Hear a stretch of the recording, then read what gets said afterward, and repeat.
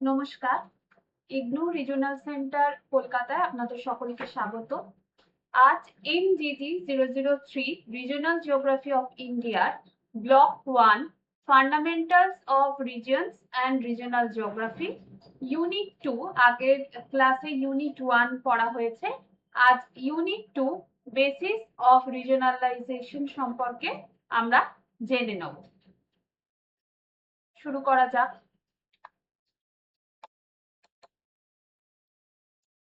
প্রথমেই রিজিওনালাইজেশন করার জন্য যে বেসিসটা দরকার, অর্থাৎ যে ভিত্তি দরকার, সেই ভিত্তি সম্পর্কে আগে আমরা অবগত হব। ভিত্তি অবশ্যই হতে হবে আঞ্চলিক ভূগোলের মূল নীতি, বৈজ্ঞানিক অনুসন্ধান পদ্ধতির উপর ভিত্তি করে আঞ্চলিকীকরণের ভিত্তি তৈরি হয়। অর্থাৎ এর মূল যে বেস হবে সেটা হবে বৈজ্ঞানিক অনুসন্ধানের উপর ভিত্তি করেই অঞ্চলকে আঞ্চলিকীকরণের দিকে এগিয়ে নিয়ে যাওয়া হবে। নেক্সট, দুটো খুব উল্লেখযোগ্য পদ্ধতির নাম আমরা দেখতে পাচ্ছি। এক, অবরোহী পদ্ধতি। দুই, আরোহী পদ্ধতি। অবরোহী পদ্ধতি কি? আমরা আগের ক্লাসগুলোতে একটু অবগত হয়েছি। অবরোহী পদ্ধতি বলতে কি বোঝানো হচ্ছে? অবরোহী পদ্ধতি হলো এমন একটি পদ্ধতি যেখানে আমরা নির্দিষ্ট সূত্র থেকে আমাদের গবেষণা এগিয়ে নিয়ে চলি।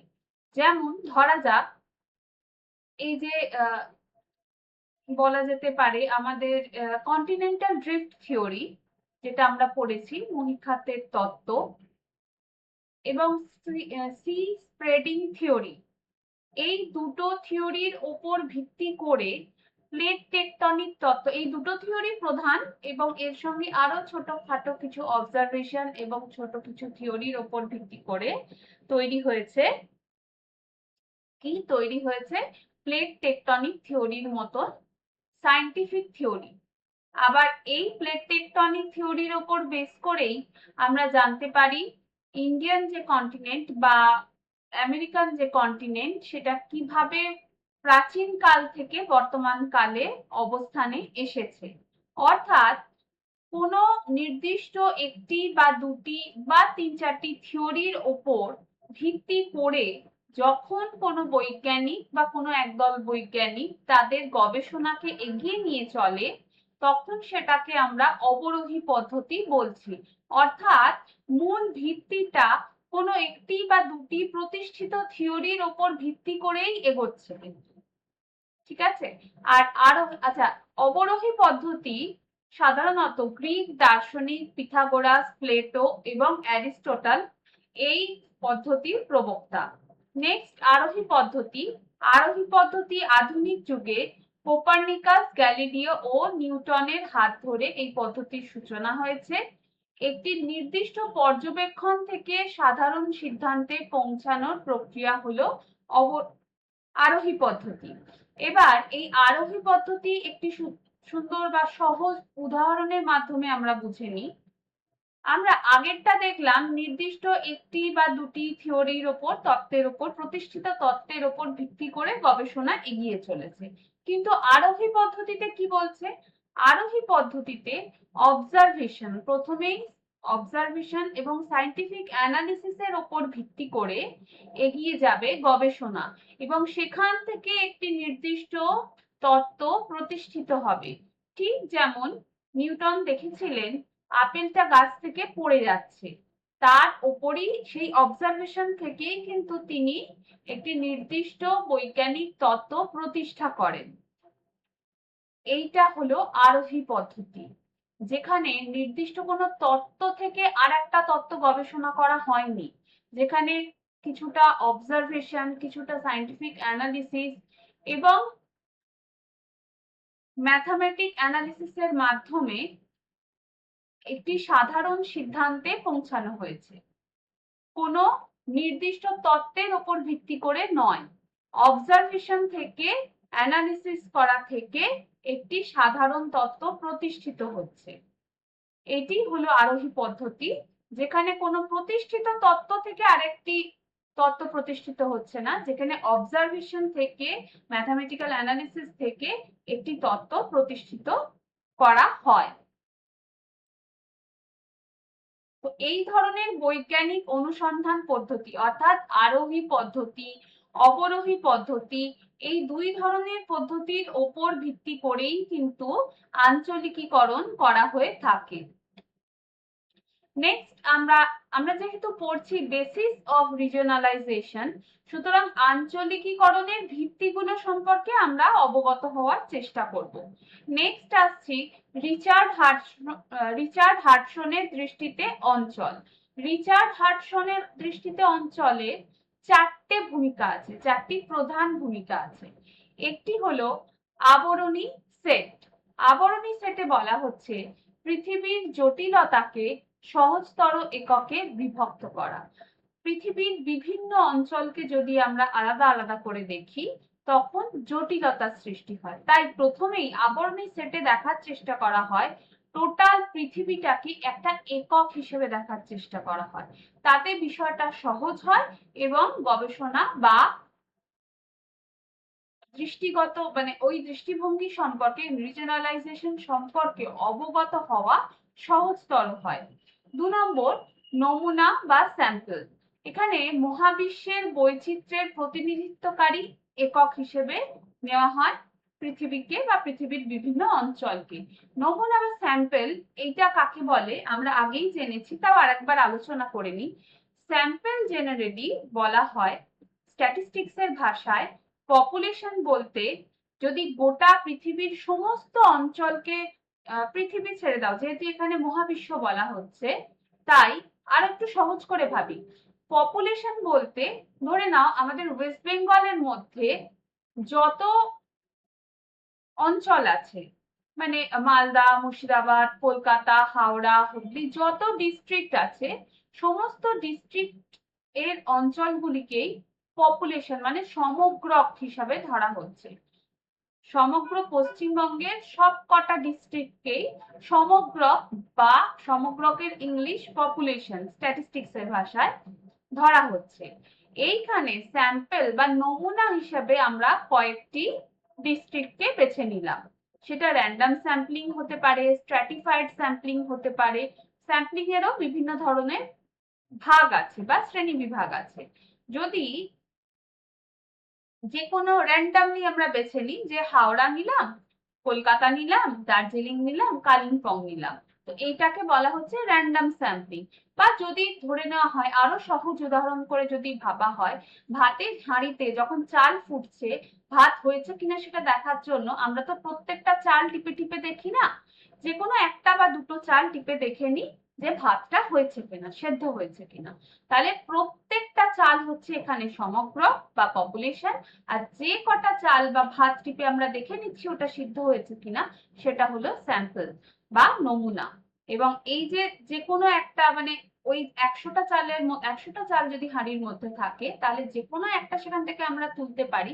এই যে কোনো একটা তোলার প্রক্রিয়াকে বলা হচ্ছে র্যান্ডম স্যাম্পলিং। ঠিক আছে। আবার এর বিভিন্ন পদ্ধতি আছে। আমি যদি একটা ক্লাসরুমে যাই, সেই ক্লাসরুমে ধরো 30 জন ছাত্রছাত্রী আছে। সেই 30 জন ছাত্রছাত্রীর মধ্যে থেকে আমরা র্যান্ডম স্যাম্পলিং না করে যদি প্রত্যেক 2 জন ছাত্রছাত্রী অন্তর অন্তর একজনকে আমরা সার্ভে করি, তখন সেটাকে বলা হচ্ছে কি না systematic sampling, systematic stratified sampling. স্তরে স্তরে যদি করি স্ট্র্যাটিফাইড হচ্ছে, বা নির্দিষ্ট সিস্টেম মেনে করলে সিস্টেমেটিক স্যাম্পলিং বলা হচ্ছে। তো এখানে সহজ করে জেনে রাখো, এখানে নমুনা বা স্যাম্পল হিসেবে পৃথিবীর বিভিন্ন অঞ্চলকে ধরা হচ্ছে, কার মধ্যে? মহাবিশ্বের মধ্যে, সেই জন্য স্যাম্পল কথাটা আসছে। সাদৃশ্য। সাদৃশ্য মানে যেখানে যে অঞ্চলের মধ্যে সমান বা পার্থক্য নেই কোনো, এই বৈশিষ্ট্যগুলো সমান। মানে যদি আমি দেখি হাওড়া এবং হুগলি, এই দুটি অঞ্চলেই ক্লাইমেট সাধারণত একই ধরনের। এই যে একই ধরনের বললাম, এই একই ধরনের কথাটা হচ্ছে সাদৃশ্য। এখানে সাদৃশ্য অন্যান্য অঞ্চলের সাথে তুলনা ও সহাবস্থান। যদি আমি পশ্চিমবঙ্গকে ধরি, তাহলে পশ্চিমবঙ্গের যে রাজ্য, সেই রাজ্য তার আশেপাশের যে রাজ্যগুলি যেমন বিহার, উড়িষ্যা, এদের সঙ্গে কি সাদৃশ্য আছে বা এদের সঙ্গে কি পার্থক্য আছে এবং সহাবস্থানে কি কি বৈশিষ্ট্য পাওয়া যায় সেইটা দেখা হলো সাদৃশ্যের মধ্যে পড়ছে। রিচার্ড হাডসনের 4 নম্বর দৃষ্টিতে অঞ্চলের 4 নম্বর ভূমিকা হলো মডিউলেটর। মডিউলেটরে বলা হয় উপাদানের পারস্পরিক সম্পর্কের সংশ্লেষণ। এখানে পশ্চিমবঙ্গ রাজ্যের মধ্যে আমি যদি প্রত্যেকটা ডিস্ট্রিক্টকে ধরি, যেমন হাওড়া, হুগলি, কলকাতা, এই ডিস্ট্রিক্টগুলোর সঙ্গে দার্জিলিং, জলপাইগুড়ি, কালিম্পং, এই ডিস্ট্রিক্টগুলোর পারস্পরিক সম্পর্ক কিরকম, পারস্পরিক সহাবস্থান কিরকম, সেই কাজটা খুঁজে বের করে বা সেই ভূমিকাটা পালন করে মডিউলেটর। নেক্সট দেখে নিই আঞ্চলিকীকরণের প্রধান ভিত্তি। প্রধান ভিত্তির মধ্যে কি কি আছে? প্রধান ভিত্তির মধ্যে দেখা যায় প্রাকৃতিক, ঐতিহাসিক, ভূ রাজনৈতিক এবং আর্থ সামাজিক প্রেক্ষিত। যে প্রেক্ষিতের উপর বেস করে আঞ্চলিকীকরণ করা হবে। প্রথমেই দেখে নেব আমরা, এখানে আমরা কি কি দেখলাম? এখানে দেখলাম প্রাকৃতিক, ঐতিহাসিক, ভূ রাজনৈতিক ও আর্থসামাজিক প্রেক্ষিত। তাহলে প্রথমেই আসছে প্রাকৃতিক ভিত্তি, যে প্রাকৃতিক ভিত্তির ওপর নির্ভর করে আঞ্চলিকীকরণ করা হয়। কি কি ভিত্তি এখানে দেখা যাচ্ছে? প্রথম এবং প্রধান হলো ভূতাত্ত্বিক গঠন, অর্থাৎ জিওলজিক্যাল স্ট্রাকচার। একটু আগেই উদাহরণ দেওয়া হলো প্লেট টেকটনিক সম্পর্কে। তো plate tectonic, continental drift theory, C floor spreading, এই সমস্ত তত্ত্বগুলোর ওপর দাঁড়িয়ে যখন কোনো অঞ্চলকে অন্য অঞ্চল থেকে পৃথক করা হয়, অর্থাৎ শ্রেণী বিভাগ করা হয় ভূতাত্ত্বিক গঠনের ওপর ভিত্তি করে, তখন সেই অঞ্চলের আঞ্চলিকীকরণ করা হয়ে থাকে। ভূতাত্ত্বিক গঠন বোঝার জন্যই কিন্তু এই তত্ত্বগুলো, যে তত্ত্বগুলোর নাম বললাম, plate tectonic theory, C floor spreading, continental drift theory, এই থিওরিগুলো, এই মানে এই থিওরিগুলো পড়েই আমরা সাধারণত ভূতাত্ত্বিক গঠনগুলো জানতে পারছি, যে পি তরঙ্গ কোথায় বা এস তরঙ্গ কোথায় ধরা যায় না, ধরা পড়ে না, এল তরঙ্গ কার কাছ দিয়ে প্রবাহিত হয়, একেবারে ভূপৃষ্ঠের কি একেবারে কেন্দ্র থেকে প্রবাহিত হচ্ছে না ভূপৃষ্ঠের কাছ দিয়ে প্রবাহিত হচ্ছে। তো এই যে বিষয়গুলো পুরোটাই ভূতাত্ত্বিক গঠনের মধ্যে পড়ছে এবং ভূতাত্ত্বিক গঠনের উপর ভিত্তি করে কিন্তু হিমালয়ের যে রিজিয়ন, আমাদের ভারতের মধ্যে হিমালয়ের রিজিয়ন, উপদ্বীপীয় ভারত বা আমাদের উত্তর ভারতের সমভূমি, এই বড় বড় বিভাগগুলো কিন্তু ভূতাত্ত্বিক গঠনের উপর ভিত্তি করেই করা হয়ে থাকে সাধারণত। আচ্ছা, নেক্সট ভূমিরূপ ও ঢাল। আচ্ছা, এখানে আমরা জানি ভূমিরূপ বলতে ভূমির রূপকে বোঝানো হচ্ছে। ভূমির রূপ সাধারণত সাধারণভাবে ধরলে ভূমির 3টে রূপ ধরা হয়। কি কি না? পর্বত, মালভূমি ও সমভূমি। তো ভূমির এই 3টে রূপের মধ্যে পর্বতে ভূমির যে ঢাল, যে স্টিফনেস, এই স্টিফনেসটা সব থেকে বেশি। নেক্সট মালভূমিতে ভূমির ঢাল তুলনামূলক পর্বতের তুলনায় কম, আর সমভূমিতে ঢাল প্রায় সমান, ওই জন্য সমভূমি বা সমপ্রায় ভূমি বলা হয়ে থাকে। তো এই ভূমিরূপ এবং ঢালের উপর ভিত্তি করেও কিন্তু আঞ্চলিকীকরণ করা হয়ে থাকে প্রাকৃতিক ভাবে। এগুলো সমস্ত প্রাকৃতিক ভিত্তি, যেগুলো প্রকৃতি নিজে সৃষ্টি করছে। জলবায়ু ও মৃত্তিকা। জলবায়ু, এখানে আমরা মাঝে মধ্যেই বলি ক্লাইমেটিক রিজিয়ন, খেয়াল করেছো হয়তো। তো ক্লাইমেটিক রিজিয়ন কার উপর ভিত্তি করে তৈরি হয়? ক্লাইমেটের উপর। তো ক্লাইমেটের উপর যখন ভিত্তি করে ক্লাইমেটিক রিজিয়ন হচ্ছে, যেমন ধরো আমরা বলি নিরক্ষীয় জলবায়ু অঞ্চল, তারপরে ভূমধ্যসাগরীয় জলবায়ু অঞ্চল, মৌসুমী জলবায়ু অঞ্চল। এই যে জলবায়ু অঞ্চলগুলো সম্পূর্ণভাবে জলবায়ুর উপর ভিত্তি করে গড়ে উঠেছে। তাহলে এইভাবে যে অঞ্চলের শ্রেণীবিভাগ করা হয় তাকে কি বলা হচ্ছে? তাকে বলা হচ্ছে জলবায়ুর উপর ভিত্তি করে আঞ্চলিকীকরণ বা ক্লাইমেটিক রিজিয়ন নাম করা হয়। নেক্সট মৃত্তিকা। মৃত্তিকার উপর ভিত্তি করেও আঞ্চলিকীকরণ করা হয়ে থাকে, যেমন কৃষ্ণ মৃত্তিকা অঞ্চল, পলি মাটি বা পলি মৃত্তিকা অঞ্চল, ল্যাটেরাইট মৃত্তিকা অঞ্চল, এখানে সাধারণত দেখা হয় যে কোন অঞ্চলে কোন মাটির প্রাধান্যতা বেশি। সুতরাং যে অঞ্চলে যে মৃত্তিকার প্রাধান্যতা বেশি থাকে তার উপর নির্ভর করে সেই অঞ্চলকে আঞ্চলিকীকরণ করা হয়ে থাকে। নেক্সট হচ্ছে নিষ্কাশন ব্যবস্থা ও স্বাভাবিক উদ্ভিদ, যেটাকে আমরা ন্যাচারাল ভেজিটেশন বলে থাকি। তো জলের যে নিষ্কাশন ব্যবস্থা সেটার উপর ডিপেন্ড করেই কিন্তু স্বাভাবিক উদ্ভিদ গড়ে উঠছে। সবসময় জলের নিষ্কাশন ব্যবস্থা ম্যানমেড হয় না, সেটা প্রকৃতিগত হয়ে থাকে। যেমন পাহাড়ি অঞ্চলে বা পর্বতের ঢালে জল দাঁড়াতে পারে না, জল প্রবাহিত হয়ে চলে যায়। তাই সেই সমস্ত অঞ্চলে যে ধরনের স্বাভাবিক উদ্ভিদ গড়ে ওঠে বা সৃষ্টি হয়, আমাদের সমভূমি অঞ্চলে যেখানে ঢাল প্রায় নেই, জল দাঁড়িয়ে থাকতে পারে সমপ্রায় ভূমিতে, সেই সমস্ত অঞ্চলে অন্য রকমের স্বাভাবিক উদ্ভিদ গড়ে উঠেছে। তাই নিরক্ষীয় অঞ্চলে নিরক্ষরেখার ওপর লম্বভাবে সূর্যরশ্মি পড়ে এবং 4 o'clock রেন হয়। আমরা জানি পরিচলন বৃষ্টিপাত হয় প্রত্যেক দিন বিকেল 4টের সময় এখানে বৃষ্টিপাত ঘটে বলে 4 o'clock রেন বলা হয়ে থাকে। এই ধরনের বৃষ্টিপাতের সুলভ্যতা বা প্রাপ্যতা এবং এর বৃষ্টিপাতের প্রাপ্যতার সঙ্গে কি না সৌর রশ্মি বা সূর্য কিরণের সহজলভ্যতার জন্য এখানকার যে বনভূমি খুবই গভীর এবং গাঢ় হয়ে থাকে। এবং এখানে তোমরা জানো 5টি শ্রেণীর সৃষ্টি হয় চাঁদোয়ার, সেইটা ভেদ করে সূর্যরশ্মিও অনেক সময় একদম মাটি অবধি পৌঁছাতে পারে না নিরক্ষীয় বৃষ্টি অরণ্যে।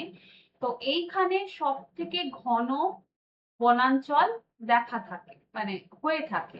এছাড়া যদি আমরা পর্ণমোচী অরণ্য দেখি কিংবা পর্জল মৃত্তিকায় যে আমরা পর্জল মৃত্তিকায় যে সরলবর্গীয় অরণ্য গড়ে ওঠে, এইখানে এই ক্লাইমেট, মৃত্তিকা এবং সূর্যরশ্মির প্রাপ্যতা, বৃষ্টিপাত এইসবের উপর নির্ভর করে এবং জলের নিষ্কাশন ব্যবস্থার উপর নির্ভর করে স্বাভাবিক উদ্ভিদ অঞ্চলগুলো গড়ে ওঠে। এবং এই যে স্বাভাবিক উদ্ভিদ অঞ্চল বারবার বলছি, এই স্বাভাবিক উদ্ভিদ অঞ্চল বলার পেছনে এর ভিত্তি কি থাকবে? স্বাভাবিক উদ্ভিদ এবং নিষ্কাশন ব্যবস্থা, অর্থাৎ প্রাকৃতিক ভিত্তির উপর নির্ভর করে এখানে আঞ্চলিকীকরণ করা হয়ে থাকছে।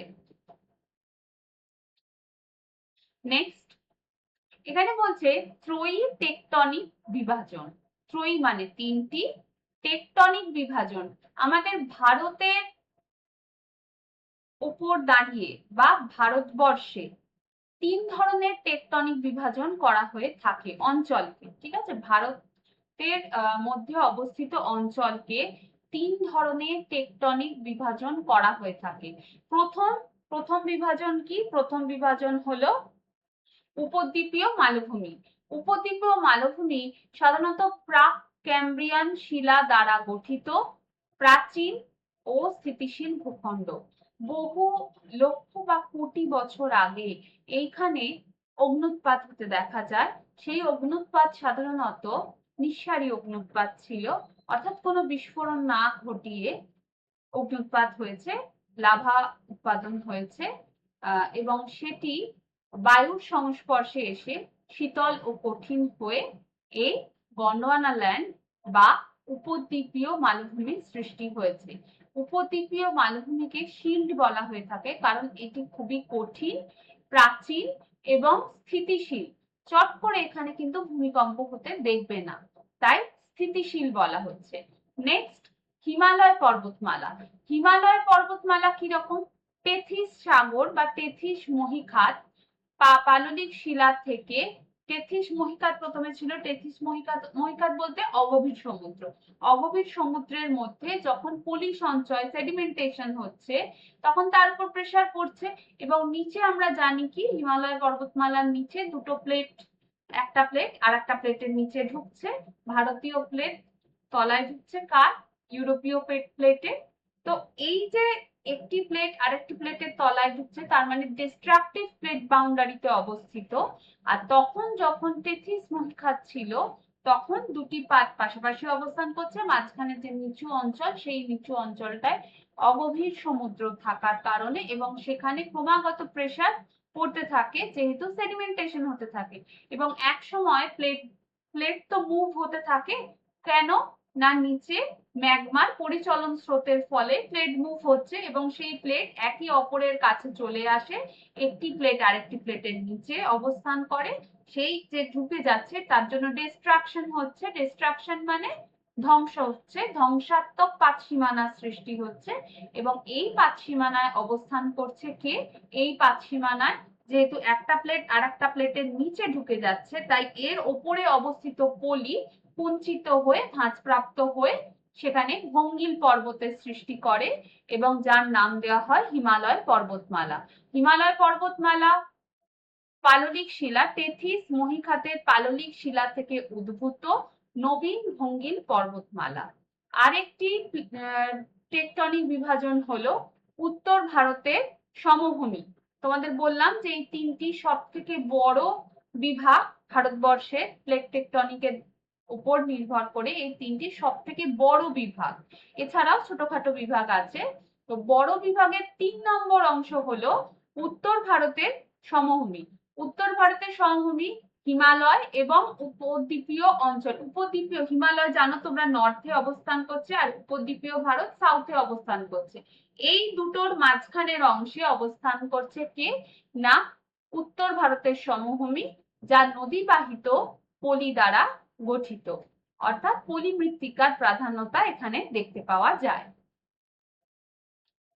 নেক্সট হিমালয়ের উত্থান সম্পর্কে একটু আমরা আলোচনা করে নিই। ভূতাত্ত্বিক পর্যায় সমূহকে যদি আমরা দেখি, প্রথম পর্যায় অলিগোসিন যুগে কেন্দ্রীয় হিমালয়ের উত্থান দেখতে পাওয়া যায়। অলিগোসিন যুগে কেন্দ্রীয় হিমালয়ের উত্থান দেখতে পাওয়া যায়। দ্বিতীয় পর্যায় মায়োসিন যুগে এর বেসিন গঠন হয় এবং তৃতীয় পর্যায়ে উচ্চ প্যালিওসিন যুগে শিবালিক পর্বতমালা সৃষ্টি হয়। ইউরেশীয় প্লেটের নিচে ভারত, একটু আগেই বললাম ইউরেশীয় প্লেটও বলে ইউরোপিয়ান প্লেটও বলে, ইউরোপিয়ান প্লেটের নিচে ভারতীয় পাত বা বার্মা পাত ঢুকে যাওয়ার ফলে এই হিমালয় পর্বতমালা উৎপত্তি ঘটেছে। হিমালয় পর্বতমালা এখন যে অংশে অবস্থান করছে সেই অংশেই বহু লক্ষ বছর আগে সেখানে কোন মহীখাত অবস্থান করত? সেখানে টেথিস মহীখাত, টেথিস নামে একটি মহীখাত অবস্থান করত। মহীখাত অর্থাৎ অগভীর সমুদ্র।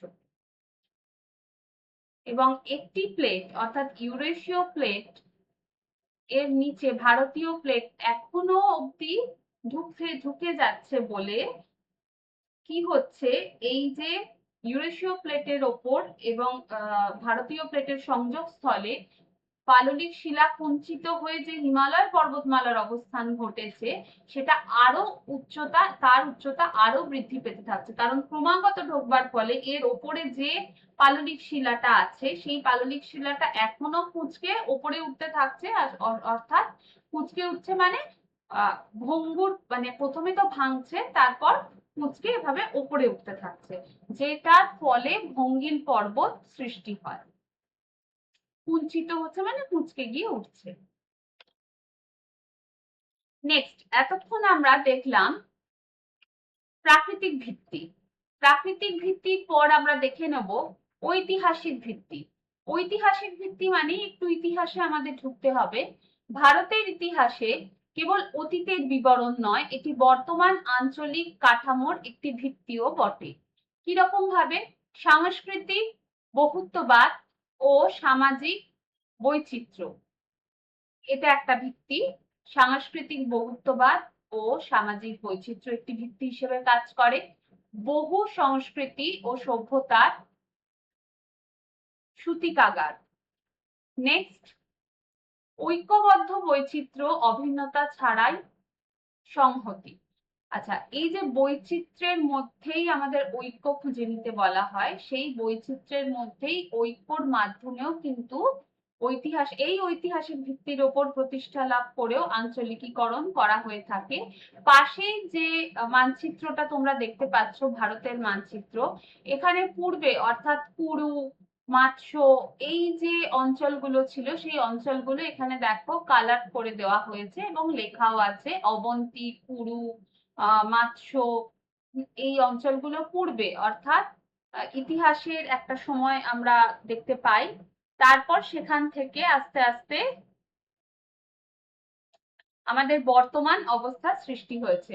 এখানে দেখো দেখতে পাবে কুরু, মাৎস্য, অবন্তী, অশ্মকা, ছেদি, এরকম বেশ কিছু ঐতিহাসিক অঞ্চল তোমরা এখানে দেখতে পাচ্ছ। নেক্সট, ঐতিহাসিক শক্তি সুব্বারাওয়ের তত্ত্ব। কি তত্ত্ব? একটি কেন্দ্রমুখী শক্তি আর একটা হচ্ছে কেন্দ্র বহির্মুখী শক্তি বা কেন্দ্র বিমুখ শক্তি। কেন্দ্রমুখী শক্তি মানে হচ্ছে কেন্দ্রের দিকে, ঠিক আছে, মানে বাইরের থেকে সমস্তটা নিজের কুক্ষিগত রাখা, অর্থাৎ অভিন্ন সংস্কৃতি ও সামাজিক ঐতিহ্যের উপর ভিত্তি করে রাজনৈতিক সংহতি স্থাপনের চেষ্টা। উদাহরণ মৌর্য, গুপ্ত ও মুঘল সাম্রাজ্য। অভিন্ন সংস্কৃতি এবং সামাজিক বৈচিত্র্য, অর্থাৎ মুঘল যুগে মৌর্য যুগ, গুপ্ত যুগ বা মুঘল যুগে যেটা তোমরা দেখতে পাবে, তারা যতটা অঞ্চল জুড়ে শাসন করেছে সেই পুরো অঞ্চলেই তাদের অভিন্ন সংস্কৃতি এবং সামাজিক যে ঐতিহ্য সেটা ছড়িয়ে দেওয়ার চেষ্টা করেছে। অর্থাৎ পুরো অঞ্চল যেটুকু তাদের শাসনের মধ্যে ছিল সেইটুকু অঞ্চলে তাদের যা সংস্কৃতি সেটাই চলবে সেই পুরো অঞ্চলে। এইভাবেই কেন্দ্রমুখী শক্তি অর্থাৎ কুক্ষিগত করে সেখানে শাসন চালানো হয়েছিল। নেক্সট, কেন্দ্র বিমুখ বা সেন্ট্রিফিউগাল, অর্থাৎ কেন্দ্র থেকে ছড়িয়ে দেওয়া হচ্ছে। কেন্দ্র থেকে কিভাবে ছড়িয়ে দেওয়া হচ্ছে? চারিদিকে। ভৌগোলিক বিচ্ছিন্নতা ও আঞ্চলিক পরিচয়ের ভিত্তিতে স্বায়ত্তশাসনের প্রবণতা। ভৌগোলিক বিচ্ছিন্নতা ও আঞ্চলিক পরিচয়, বেশ কিছু অঞ্চল এমন থাকতো যেখানে সরাসরি গিয়ে শাসন করা সম্ভব নয়, সুতরাং সেখানে কোনো একটা রাজা বা জমিদারের ওপর সেখানকার শাসনভার দেওয়া হতো এবং সেখান থেকে যে ট্যাক্সটা আদায় করতো সেটা কিন্তু নিয়ে নিত একদম সেন্ট্রাল, মানে সেন্ট্রাল। তখন ধরো মৌর্য বা গুপ্ত বা মুঘল যে সাম্রাজ্য, সেটা তো সেন্ট্রাল শক্তি ছিল। তারা ছোট ছোট যে অংশে যেতে পারতো না, যে অঞ্চলগুলো যেতে পারতো না, সেই অঞ্চলগুলো নির্দিষ্ট সেখানকার আঞ্চলিক রাজা বা জমিদারদের উপর ক্ষমতা ছেড়ে দিত এবং সেখান থেকে তারা ট্যাক্সটা নিয়ে নিত। তো এইভাবেও বেশ কিছু জায়গায় শাসন করা হতো। তো প্রাচীন ভারতের আঞ্চলিক রাজ্যসমূহ এইভাবেই শাসন করা হতো। সাংস্কৃতিক অঞ্চলের বিন্যাস। আকর্ষণ অঞ্চল, বিচ্ছিন্ন অঞ্চল ও আপেক্ষিক বিচ্ছিন্নতা। আকর্ষণ অঞ্চল মানে, আকর্ষণের ইংলিশ হচ্ছে অ্যাট্রাকশন। আকর্ষণ অঞ্চলে কেন মানুষ আসবে? নির্দিষ্ট আকর্ষণে আসবে। কোনো অঞ্চলে মানুষ ধরো প্রচুর পরিমাণে আসছে, তো কেন আসছে? সেখানে নির্দিষ্ট কিছু আকর্ষণ আছে বা সেখানে নির্দিষ্ট কিছু সম্পদ আছে, সেই জন্য আসছে। তো সেই রকম আকর্ষণ অঞ্চলের একটা নাম হচ্ছে নদী উপত্যকা বা উর্বর অঞ্চল। স্বাভাবিক, নদী উপত্যকা বা উর্বর অঞ্চলগুলোতে মানুষ কেন আসবে? সেখানে কৃষি কাজ করার জন্য আসবে। যেহেতু নদী উপত্যকা, সেখানকার পলিমাটি ভীষণ উর্বর প্রকৃতির হবে। সেই উর্বর পলিমাটিতে বিভিন্ন ফসল চাষাবাদ করা যাবে। সেই ফসল চাষাবাদের জন্য কিন্তু সেখানে পূর্ববর্তী কালে, তখন তো শিল্পের অত ইন্ডাস্ট্রি অত গুরুত্ব লাভ করেনি, তখন কৃষিকাজের ওপরই ভিত্তি করে খুব বেশি হলে ব্যবসা বাণিজ্য করা হতো এবং মণি মুক্ত এই সমস্ত দিয়ে করা হতো। তো নদী উপত্যকা সেই সময় কিন্তু একটা বিশাল গুরুত্বপূর্ণ ভূমিকা পালন করতো অ্যাট্রাকশনের জন্য। সেইখানে নদী উপত্যকা সাধারণত সমভূমি অঞ্চলে হয়, তাহলে সেখানে কি হবে? ট্রান্সপোর্ট বা যোগাযোগ ব্যবস্থাও খুব উন্নত হবে। আবার যেহেতু পলি মৃত্তিকা, তাই সেখানে কৃষিকাজও খুব সহজে করা যাবে। তাই এই কৃষিকাজ করার ফলে মানুষ তার নিজের যে দৈনন্দিন যে আহার বা খাবার জন্য যে ব্যবস্থা সেটাও করতে পারছে, আবার এর উপর দাঁড়িয়ে ব্যবসা বাণিজ্যও করতে পারছে। তাই আকর্ষণ অঞ্চল বলা হচ্ছে নদী উপত্যকা, যেমন গঙ্গা, সিন্ধু সমভূমি অঞ্চলকে। নেক্সট, বিচ্ছিন্ন অঞ্চল। বিচ্ছিন্ন অঞ্চলে সাধারণত কারা চলে গেছিল সেই সময়? যখন ইতিহাস পড়েছো দেখবে আর্যরা একসময় ভারতবর্ষে আসে এবং তারাই কিন্তু ভারতবর্ষের যে মূল অঞ্চলগুলোয় প্রাধান্য বিস্তার করে এবং আগে যে সমস্ত নেটিভ পিপল এখানে যে সমস্ত আদিবাসীরা থাকতো তারা চলে গেল প্রান্তিক অঞ্চলগুলোতে বা বিচ্ছিন্ন অঞ্চলগুলোতে, যেখানে তারা মনে করলো তাদের যে সংস্কৃতি সেটা সুরক্ষিত থাকবে, সেখানে বাইরে থেকে আসা কোনো মানুষের প্রভাব পড়বে না। যেমন মধ্য ভারতের বনাঞ্চল, সেখানে বিভিন্ন ট্রাইবসকে তুমি দেখতে পাও। এছাড়া সাঁওতাল, মুন্ডা, ওরাও এই যে ট্রাইবাল যে সোসাইটি, এরা কিন্তু বিচ্ছিন্নভাবে থাকে যাতে অন্যান্য কোনো সভ্য সমাজের সংস্কৃতি এদের মধ্যে ছড়িয়ে না পড়ে, এদের সংস্কৃতিটা ইনট্যাক্ট থাকে। নেক্সট, আপেক্ষিক বিচ্ছিন্নতা। প্রযুক্তিগত সীমাবদ্ধতা বা ভৌগোলিক অবস্থানের কারণে সীমিত মিথস্ক্রিয়া অঞ্চল, যেমন আসাম ও রাজস্থান। আসাম ও রাজস্থানে প্রযুক্তিগত কিছু সীমাবদ্ধতা ও ভৌগোলিক অবস্থানের কারণে, ভৌগোলিক অবস্থান সাধারণত রাজস্থান মরুভূমি অঞ্চল, সেই জন্য সেখানকার ভৌগোলিক অবস্থান, এবং প্রযুক্তিগত সীমাবদ্ধতা আসাম যেহেতু পাহাড় পর্বত মিশ্রিত এলাকা, সেখানে সব জায়গায় উন্নত প্রযুক্তি পৌঁছে দেওয়া এখনো সম্ভব হয়নি, তাই এই কিছু অঞ্চল আপেক্ষিকভাবে বিচ্ছিন্ন হয়ে আছে। পরবর্তীকালে আপেক্ষিক কেন বলছে, এটা সব সময়ের জন্য সমান নয়, পরবর্তীকালে এই ভৌগোলিক অবস্থান বা প্রযুক্তিগত সীমাবদ্ধতা কাটিয়ে সেখানে প্রযুক্তি পৌঁছে দেওয়া সম্ভব হবে, সেই জন্যই আপেক্ষিকভাবে বলছে। আপেক্ষিকভাবে বিচ্ছিন্ন, এটা কিন্তু সম্পূর্ণভাবে বিচ্ছিন্ন নয়, কিছু কিছু অঞ্চল আপেক্ষিকভাবে বিচ্ছিন্ন। নেক্সট, ঐতিহাসিক আঞ্চলিক কাঠামোর বিবর্তন। প্রথমেই আমরা দেখে নেব, প্রথমেই দেখে নেওয়া যাবে, এগুলো হলো প্রাচীন মহাজনপদ। প্রাচীন মহাজনপদ। নেক্সট আসছে সংশ্লিষ্ট মুঘল সুবাহ বলা হতো এগুলোকে। আর নেক্সট, ভাষার উপর ভিত্তি করে তৈরি অঞ্চল বা বর্তমান ভাষাগত অঞ্চল। প্রথমে যে মহাজনপদ ছিল কুরু বা পাঞ্চাল, সেখান থেকে সেই অঞ্চলটা পরবর্তীকালে যে মুঘল সুবাহ এরা নামকরণ করেন দিল্লি, সেটা পরবর্তীকালে হিন্দি অঞ্চল বলা হয়ে থাকে। পরবর্তীকালে সেটাকে হিন্দি অঞ্চল বলা হয়ে থাকে ভাষার উপর। পরবর্তীকালে মানে বর্তমান সময় সেটাকে হিন্দি অঞ্চল বলে, মানে ভাষার উপর নির্ভর করে বলা হয়। আবার মহাজনপদ কোশল পরবর্তীকালে অযোধ্যা নাম করা হয়, পরবর্তীকালে অর্থাৎ মুঘল সুবাহ হিসাবে অযোধ্যা নাম করা হয়। নেক্সট, অবধি, এটা বর্তমান সময় ভাষার উপর ভিত্তি করে তৈরি অঞ্চল। আবার মহাজনপদ মগধ বা অঙ্গ, একে বিহার বা বেহার নাম বলা হতো। কখন না মুঘল সুবাহ এই সময় বেহার বা বিহার নামকরণ করা হয়, পরবর্তীকালে মাগধী নাম করা হয় ভাষার উপর ভিত্তি করে। এটা হলো একদম লেটেস্ট বা বর্তমান ভাষার উপর ভিত্তি করে নামকরণ। প্রথমে অবন্তী নামকরণ ছিল যখন ষোড়শ মহাজনপদ ছিল, পরবর্তীকালে সেই অঞ্চলের নামকরণ করা হয় মালওয়া। কোন সময় না মুঘল সুবাহ হিসাবে মালওয়া নাম হয়, তারপরে মালবী নাম হয়, অর্থাৎ বর্তমান সময় মালবী নামকরণ করা হয় সম্পূর্ণ ভাষার উপর নির্ভর করে। প্রথমে অঙ্গ পূর্ব অঞ্চলকে অঙ্গ বলা হতো, অর্থাৎ আমাদের এই যে পূর্ব অঞ্চল একে অঙ্গ বলা হতো। অঙ্গ বঙ্গ কলিঙ্গ তোমরা জানো, অঙ্গ বলা হতো। অঙ্গর নাম পরবর্তীকালে মুঘল সুবাহ হিসাবে নামকরণ করা হয় বঙ্গাল বা বাংলা, বঙ্গালটাই বেশি পরিচিত ছিল। নেক্সট, অর্থাৎ বর্তমান সময় ভাষার উপর ভিত্তি করে নামকরণ করা হয় বাংলা। তারপর তো যেহেতু স্বাধীনতার সময় বাংলা দ্বিধা বিভক্ত হয়, সেখান থেকে পশ্চিমবঙ্গ নাম করা হয়। নেক্সট, ঔপনিবেশিক প্রভাব ও আঞ্চলিক পরিবর্তন। যেহেতু ইতিহাসের উপর ভিত্তি করে আঞ্চলিকীকরণ করা হচ্ছে, তাই ঔপনিবেশিক প্রভাব কিন্তু একটি গুরুত্বপূর্ণ অংশ।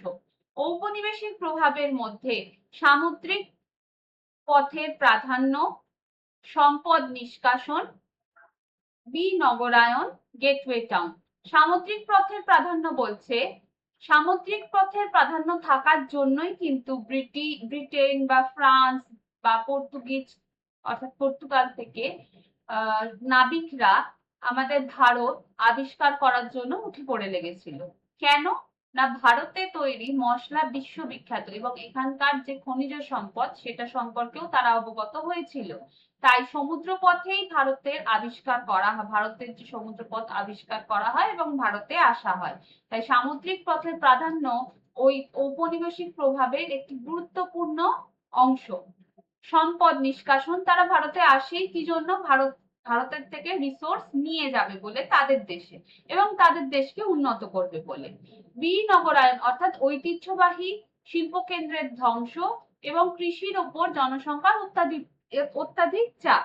তোমরা যদি একটু ইতিহাসকে দেখো, সেখানে ঐতিহ্যবাহী শিল্প কেন্দ্র অর্থাৎ তখন তাঁত শিল্প বা এখানকার যে কাপড়ের শিল্প যথেষ্ট উন্নত ছিল, কিন্তু তারা তাদের দেশের শিল্পকে উন্নত করবে বলে, তাদের দেশে জেনারেলি ওই সিনথেটিক টাইপ যে শিল্পগুলো ওগুলো উন্নত করবে, তাদের দ্রব্যাদি উন্নত করবে বলে এখান থেকে তারা জিনিসপত্র নিয়ে যেত, ওখানে তারা মেশিনের মাধ্যমে তৈরি করতো এবং এখানে ডবল দামে এসে বিক্রি করতো।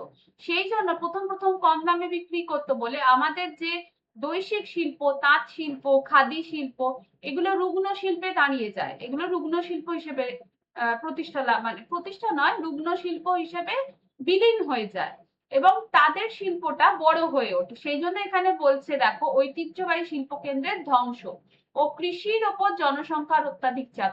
যদি শিল্প নষ্ট হয়ে যায় তাহলে কৃষির ওপর জনসংখ্যার চাপ পড়বে এবং মানুষ তার কাজ পাবে না, কাজ না পেলে তারা খেতেও পারবে না এবং সেটাই হয়েছিল তখন। এর ফলে নগরায়ন আরো উন্নত, মানুষ নগরে চলে আসতে থাকলো কিছু কাজের আশায়। Next, gateway town. হিমালয় ও সমভূমির সংযোগস্থলে নতুন শহর তৈরি হয়েছিল, যেমন শিলিগুড়ি, যেমন জম্মু, যেমন কালকা। চলো নেক্সট স্লাইড। আচ্ছা, আমরা কি কি পড়লাম? প্রাকৃতিক ভিত্তি পড়লাম, ঐতিহাসিক ভিত্তি পড়লাম, এরপর আসছে ভূ রাজনৈতিক ভিত্তি। ভূ রাজনৈতিক ভিত্তি, ভারতের ভূ রাজনীতি তার কৌশলগত অবস্থানের উপর নির্ভরশীল। কিরকম ভাবে না, ভারতের ভূ রাজনীতি কৌশলগত অবস্থানের উপর নির্ভরশীল। 1 নম্বর, উত্তরে হিমালয়ের দুর্ভেদ্য প্রাচীর ও দক্ষিণে ভারত মহাসাগর। অর্থাৎ কোন শত্রু যদি আক্রমণ করতে আসে, তাকে উত্তরে বিশাল বড় হিমালয় পর্বতকে টপকে আসতে হবে বা ভেদ করে আসতে হবে, আর না হলে আমাদের দক্ষিণ ভারতে নিচে দেখতেই পাবে, ম্যাপটা যখন দেখবে দক্ষিণ ভারতের নিচে আমরা দেখব, এখানে ম্যাপটা আছে, হ্যাঁ এইখানে ম্যাপটা একটুখানি খেয়াল করো, এইখানে পুরো হিমালয়কে পার করে আসতে হবে, আর না হলে এই দক্ষিণ ভারতের তলা এত বড় এই যে ভারত মহাসাগরকে টপকে আসতে হবে। তো সেইটা খুবই স্ট্রং পয়েন্ট আমাদের ভারতবর্ষে, যে বহিরাগত কোনো শত্রু আক্রমণ চট করে করতে পারবে না। নেক্সট, সপ্তদেশীয় স্থল সীমানা ও বিশাল সামুদ্রিক তটরেখা। বিশাল সামুদ্রিক তটরেখা থাকার ফলে সেটা আমরা আগে থেকে অ্যালার্ট হয়ে যাব। ভূ রাজনৈতিক ভিত্তি হিসেবে এর ওপর ভিত্তি করেও কিন্তু আঞ্চলিকীকরণ করা যেতে পারে। ম্যাকিন্ডার ও স্পাইকম্যানের তত্ত্ব, হার্টল্যান্ড ড্রিমল্যান্ডের তত্ত্ব, হার্টল্যান্ডের তত্ত্বের থেকেও ড্রিমল্যান্ডের তত্ত্বে ভারতের গুরুত্ব যথেষ্ট বেশি ছিল। কারণ হার্টল্যান্ডের তত্ত্বে কি বলা হয়েছিল? হার্টল্যান্ডের তত্ত্বে বলা হয়েছিল স্থলভাগই হচ্ছে গুরুত্বপূর্ণ, অর্থাৎ বলা হচ্ছিল, এক মিনিট, হ্যাঁ অর্থাৎ বলা হচ্ছিল যে হার্টল্যান্ড অর্থাৎ ইউরোপকে যে শাসন করতে পারবে সেই হার্টল্যান্ডকে কন্ট্রোল করতে পারবে এবং হার্টল্যান্ডকে যে কন্ট্রোল করতে পারবে সেই গোটা বিশ্বে শাসন করতে পারবে। তো এখানে ইউরোপিয়ান বা হ্যাঁ মধ্য এশিয়ার যে অঞ্চলটা, তার মধ্যে ভারত যেহেতু করছে না, তাই এখানে ভারতের গুরুত্ব পরোক্ষভাবে আমরা দেখতে পাই। কিন্তু রিমল্যান্ডে বলা হয় যে সমুদ্রের যে পার অর্থাৎ দ্বীপ নয়, উপকূলীয় অঞ্চল, যে উপকূলীয় অঞ্চলগুলিকে কন্ট্রোল বা নিয়ন্ত্রণ করতে পারবে বা শাসন করতে পারবে, সেই বিশ্বকে শাসন করতে পারবে, সেই রিমল্যান্ডকে শাসন করতে পারবে এবং গোটা বিশ্ব তার শাসনের মধ্যে থাকবে। অর্থাৎ এখানে রিমল্যান্ডের মধ্যে তাহলে ভারতের প্রত্যক্ষ গুরুত্ব দেখতে পাওয়া যায়। কিভাবে? না, যেহেতু ভারতের অবস্থান এখানে, ম্যাপটা যখন আমরা দেখতে পাবো, হ্যাঁ, ভারতের এখানে তিন দিকে কিন্তু সমুদ্র আমরা পাচ্ছি। এইদিকে বঙ্গোপসাগর, নিচে ভারত মহাসাগর এবং পশ্চিমে থাকছে আরব সাগর। ভারত মহাসাগর দক্ষিণে, পূর্বে বঙ্গোপসাগর, পশ্চিমে আরব সাগর। তিন দিকই জলবেষ্টিত থাকার কারণে এই জলের দ্বারা কিন্তু বাণিজ্য খুব ভালোভাবে হয়। সুতরাং এই অঞ্চল অর্থাৎ ভারতকে যে শাসন করতে পারবে, সে গোটা বিশ্বের ওপর কন্ট্রোল রাখতে পারবে। স্পাইকম্যানের রিমল্যান্ড, ভারতবর্ষ নয়, রিমল্যান্ডকে যে কন্ট্রোল রাখতে পারবে, সে গোটা বিশ্বে শাসন করতে পারবে। অর্থাৎ এই যে অঞ্চলটা, এই যে সামুদ্রিক অঞ্চল, হ্যাঁ, এই যে উপকূলীয় অঞ্চল, এই উপকূলীয় অঞ্চলে অবস্থানের ফলে সমুদ্রকে খুব সহজে অ্যাক্সেস করা যাচ্ছে এবং এই সামুদ্রিক পথে ইন্টারন্যাশনাল ট্রেড ভীষণ ভালো হচ্ছে। এবং এখন তোমরা জানো বর্তমানে পুরোটাই ট্রেডের উপর নির্ভর করছে। এভাবেই আমেরিকা বা চায়নার, এই আমেরিকা এবং চায়না দুজনের মধ্যে বিরোধিতা কেন? ট্রেডের জন্য। কে গোটা বিশ্বে বেশি বাণিজ্য বিস্তার করতে পারবে, সেখান থেকে বেশি মুনাফা লাভ করতে পারবে, সেই জন্যই কিন্তু এই দুটো দেশের মধ্যে এত বিরোধিতা। ঠিক আছে? এবং এই যে বাণিজ্য, এর ম্যাক্সিমামটাই হয় সমুদ্র পথে, ইন্টারন্যাশনাল ট্রেড। তো সেই জন্য রিমল্যান্ড থিওরিতে স্পাইকম্যান বারবার বলেছেন যে সামুদ্রিক অঞ্চল বা উপকূলীয় অঞ্চলে যে শাসন করতে পারবে, ওখানে যে নিয়ন্ত্রণ করতে পারবে, সেই গোটা বিশ্বে বা পৃথিবীকে নিয়ন্ত্রণে রাখতে পারবে। নেক্সট, নদীর জলবন্টন ও সীমান্ত বিরোধের প্রভাব। ভারতে পাঁচটি ভূ রাজনৈতিক অঞ্চল কি কি? উত্তরাঞ্চল, উত্তর পূর্বাঞ্চল। উত্তরাঞ্চলের মধ্যে আমরা সমগ্র হিমালয়কে পাচ্ছি। হিমালয়, এখানকার জলসম্পদ, পর্যটক সমৃদ্ধ, এই পুরো অঞ্চলটাকেই পাচ্ছি। উত্তর পূর্ব অঞ্চলের মধ্যে আমরা পাচ্ছি উত্তর নর্থ ইস্ট, মানে আসাম, মণিপুর, মিজোরাম, নাগাল্যান্ড, এই পুরো অঞ্চলটাকে আমরা অরুণাচল প্রদেশ উত্তর পূর্বাঞ্চল হিসেবে পাচ্ছি। ভারত মহাসাগরীয় দ্বীপপুঞ্জ, অর্থাৎ এর মধ্যে দ্বীপগুলো পড়ছে, অর্থাৎ আন্দামান নিকোবর, লাক্ষাদ্বীপ, এই দ্বীপগুলো ভারত মহাসাগরের দ্বীপপুঞ্জের মধ্যে পড়ছে। পশ্চিমাঞ্চলের মধ্যে পাকিস্তান সীমান্ত, আন্তঃসীমান্ত, এই বিষয়গুলো আসছে। পশ্চিমাঞ্চলের মধ্যে আমরা মেনলি পাচ্ছি রাজস্থান, গুজরাট, পাঞ্জাব, এই অঞ্চলগুলোকে পাচ্ছি। আর উপদ্বীপীয় ভারত, অর্থাৎ উপদ্বীপীয় ভারতটা আমরা একটু দেখে নিই। এই যে উপদ্বীপীয় ভারত, এই অঞ্চলটা মানে দাক্ষিণাত্যের মালভূমি, এর মধ্যে মহারাষ্ট্র, কেরল, তামিলনাড়ু, কর্ণাটক, এই পুরো অঞ্চলটাই পাচ্ছি উপদ্বীপীয় ভারত হিসাবে। তাহলে এই হলো আমাদের ভূ রাজনৈতিক ভিত্তি এবং পাঁচটি ভূ রাজনৈতিক অঞ্চল। নেক্সট, সামাজিক সাংস্কৃতিক ভিত্তি।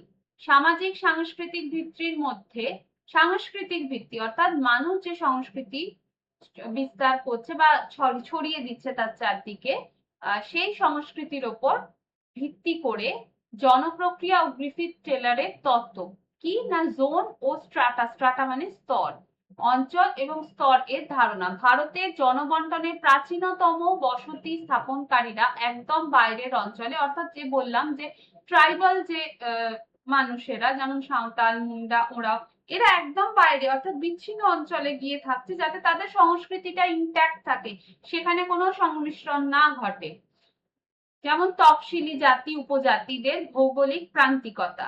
নেক্সট, বহিরাগত অভিবাসীদের ক্রমাগত আধিপত্য বিস্তার। যেমন আমরা দেখলাম ট্রাইবাল পিপল বা নেটিভ পিপলরা তো আগে থেকেই ছিল, পরবর্তীকালে আর্যরা লাস্ট এসেছে, নর্ডিক বলা হয় বা আর্য গোষ্ঠী, তারা এসে প্রায় গোটা ভারতবর্ষে, বিশেষত উত্তর ভারতে তাদের আধিপত্য বিস্তার করেছে। ধর্মীয় ও সামাজিক আচার আচরণের সংমিশ্রণ ঘটেছে সেখানে। সাংস্কৃতিক উপাদান, ধর্ম, ভাষা, খাদ্যাভ্যাস, পোশাক, লোকসংগীতি বা লোকসঙ্গীত, কৃষিভিত্তিক প্রথা, এগুলো সমস্তই সংমিশ্রণ ঘটেছে এবং এগুলোর উপর ভিত্তি করেও কিন্তু আঞ্চলিকীকরণ করা হয়ে থাকে। বর্তমান ভারতের যে বিভিন্ন রাজ্যগুলো দেখতে পাও, এর মূল আঞ্চলিকীকরণের ভিত্তি ছিল ভাষা। অর্থাৎ স্বাধীনতার পর যে রাজ্যগুলো গঠিত হয় তার মধ্যে বেশিরভাগ রাজ্যই কিন্তু ভাষার উপর ভিত্তি করে তাদের সেখানে আঞ্চলিকীকরণ ঘটেছে। যেমন আমাদের মূল 4টি ভাষাগোষ্ঠী দেখে নিই, এছাড়াও বহু ভাষাগোষ্ঠী আছে। মূল 4টি ভাষাগোষ্ঠী হলো,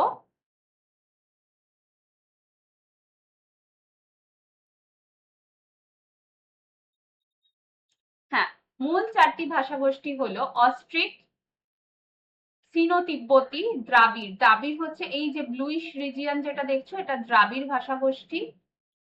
ইন্দো আর্য, ইন্দো আর্য ভাষাগোষ্ঠীর মধ্যে হিন্দি, বাংলা, পাঞ্জাবি, মারাঠি পড়ছে। এই অঞ্চলটা, ইন্দো আর্য অঞ্চলটা হচ্ছে গ্রিন অঞ্চলটা বা ইউলিশ গ্রিন যেটা দেখতে পাচ্ছ, এটা হচ্ছে ইন্দো আর্য ভাষাগোষ্ঠী অঞ্চল। রেডিশ অঞ্চলটা যেটা দেখছো সেটা হচ্ছে অস্ট্রিক অঞ্চল। ঠিক আছে? না, রেডিশ অঞ্চলটা হচ্ছে সিনো তিব্বতী অঞ্চল। রেডিশ অঞ্চলটা হচ্ছে সিনো তিব্বতী অঞ্চল। আর অস্ট্রিক অঞ্চল যেটা দেখতে পাচ্ছ সেটা হচ্ছে, হ্যাঁ, পার্পল কালারের। এই যে এই অঞ্চলগুলো, এখানে দেখো পার্পল কালারের ছোট ছোট কিছু অঞ্চল দেখতে পাচ্ছ, সেগুলো হচ্ছে অস্ট্রিক ভাষাগোষ্ঠী অঞ্চল। এই অস্ট্রিক অঞ্চলে কিন্তু আহ তোমার উপজাতি বা ট্রাইবাল মানুষেরা বসবাস করে। তাদের ভাষার উপর ডিপেন্ড করে এই অঞ্চলগুলো অস্ট্রিক অঞ্চল। বা এখানকার যে বললাম না, মধ্য ভারতের যে বনাঞ্চল, সেখানে বেশ কিছু উপজাতিকে দেখতে পাওয়া যায়। তারা ওইখানে থাকে কারণ তাদের যে সংস্কৃতি সেটা যাতে মিশে না যায় কারোর সঙ্গে। তো এই সমস্ত অঞ্চলগুলোয় সেই ট্রাইবাল পিপলরাই বসবাস করে। এছাড়া তাহলে মূল যে বিভাগ, সেখানে দুটো বিভাগ মেনলি দেখতে পাওয়া যাচ্ছে। সেটা হচ্ছে ইন্দো আর্য অঞ্চল, যেটা এই পুরো অঞ্চলটাকে দেখাচ্ছে। আর দ্রাবিড় অঞ্চল, যে এই পুরো স্কাই ব্লু কালারের যে অঞ্চল সেটা। রেডিশ অঞ্চলটা তাহলে হচ্ছে কি সিনো তিব্বতী অঞ্চল। দেখো এখানে তিবেট যে অঞ্চল, সেই তিবেট ভাষার উপর ডিপেন্ড করে এই অঞ্চলে মানুষেরা থাকে, তিবেট ভাষায় কথাবার্তা বলে। আর এই পার্পল কালারের অঞ্চলটা হলো অস্ট্রিক অঞ্চল, যেখানে ট্রাইবাল পিপলরা বসবাস করে। নেক্সট, অর্থনৈতিক ও সম্পদের উপর ভিত্তি করে আঞ্চলিকীকরণ পি সেনগুপ্ত এবং বিলিনা সাদাসিউ এরা করেছে। এদের মূল ভিত্তি হলো উৎপাদনশীলতা, অর্থাৎ উৎপাদনের উপর ভিত্তি করে সেই অঞ্চল কি কি উৎপাদন করছে তার উপর ভিত্তি করে আঞ্চলিকীকরণ। ম্যাক্রো অঞ্চল মানে সব থেকে বড় অঞ্চল, মেসো অঞ্চল মানে মাঝারি ধরনের অঞ্চল যেখানে বহুমুখী উৎপাদন হয়, আর মাইক্রো অঞ্চল মানে সব থেকে ছোট অঞ্চল যেখানে একক সম্পদ এলাকা নামে পরিচিত যেগুলি।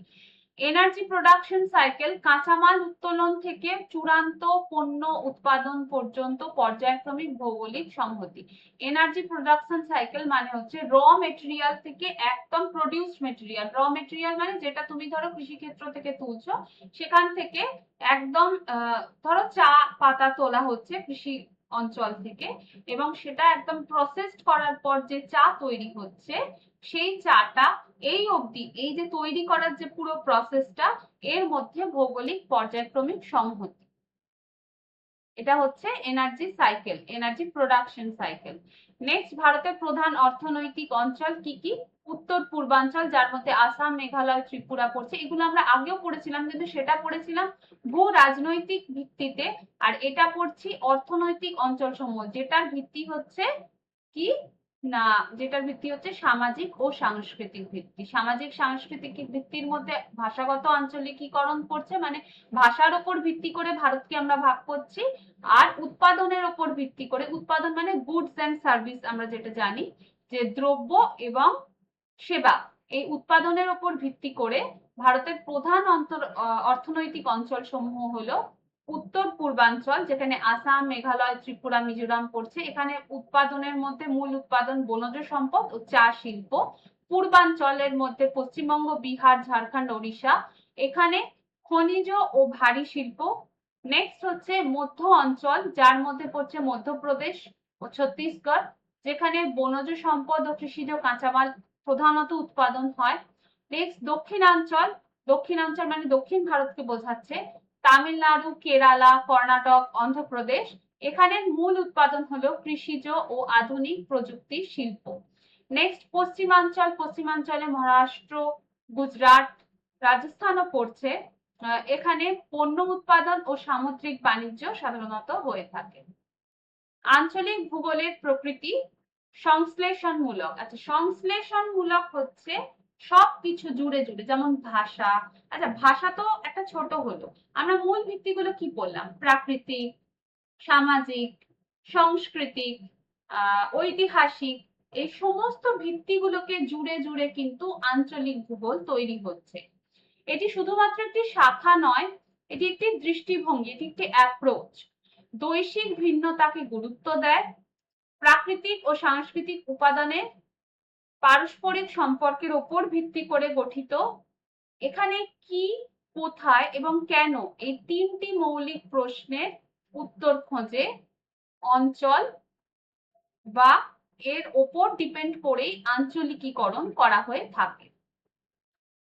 আঞ্চলিকীকরণ সম্পর্কে, আঞ্চলিকীকরণের ভিত্তি সম্পর্কে আমরা এতক্ষণ পড়লাম, এবং এই আঞ্চলিকীকরণের কিছু সমস্যাও আছে। মূল সমস্যা হলো সমসত্বতা বনাম বৈচিত্র্য।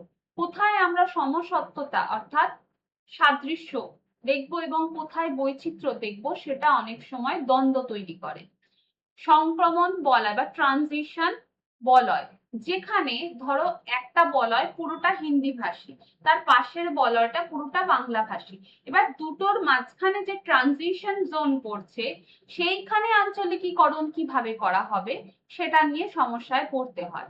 নেক্সট, আঞ্চলিক বৈষম্য, ঐতিহাসিক ও ভূরাজনৈতিক কারণে সৃষ্ট অসম উন্নয়ন দূর করা একটি বড় চ্যালেঞ্জ। অর্থাৎ আমি যদি ছোট করে ধরি, কলকাতা এবং পুরুলিয়া, তুমি কোথায় থাকতে চাও? ম্যাক্সিমাম মানুষ বলবে কলকাতা। কেন? কলকাতায় শিক্ষা সহজে লাভ করা যায়, এখানে স্বাস্থ্যগত দিক থেকে উন্নত, বা এখানে কাজ সহজে পাওয়া যায়। আবার পুরুলিয়ায় এগুলো চট করে পাওয়া যায় না। এটার কারণ কি? অসম উন্নয়ন।